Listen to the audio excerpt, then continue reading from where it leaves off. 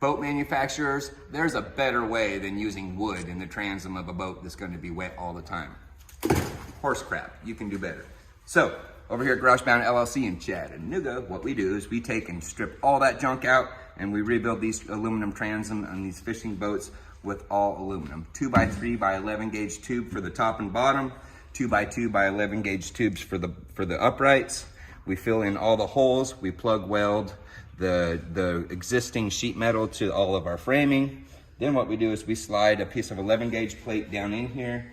We plug weld through that 11 gauge plate to our substructure, and then we mount tabs to the bottom of the boat so you still have plenty of rigidity to push this thing forward. Stay tuned for our next. For this part of the project, we're going to use our Miller Dynasty 400. It's a 400 amp AC/DC TIG welding machine. We'll just leave it all the way open on the panel for 400 amps, and I can fluctuate how much electricity I need through the wireless foot pedal. Also, I don't go anywhere without my Blue Demon 4043 3/30 seconds TIG filler rod. Come on, let's go. What we have are these roofing screws with a rubber washer. You're not helping, Bruno. Take the rubber washer off, put a larger washer on there. That way when we self-tap screw into this to suck up the difference, it has a larger area around it to affect a larger area so that it'll take that material and make it flat so that we can weld it from the inside. All this places that we have all these holes, we'll put a backer in there, just like an 11 gauge backer. That way we have something to weld into and it'll just add extra strength to it and be easier to plug weld these holes through.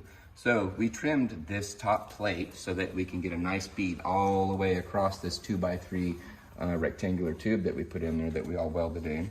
And this is gonna make this super rigid. I mean, you could probably increase the capacity of the boat's motor size once all this extra work is done. It's just a little bit there. You can see the heat distortion makes it bubble and gives you another gap. So now we gotta take that self-tapping screw out and put it in up here closer so that we can suck that metal back up.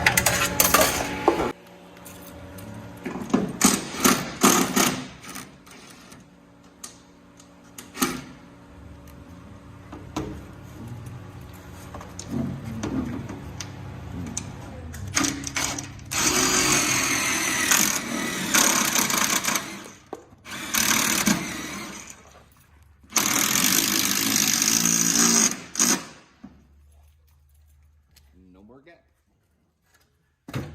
Ready to weld again. There's so many holes in it already, it really doesn't matter. So we'll weld all those closed.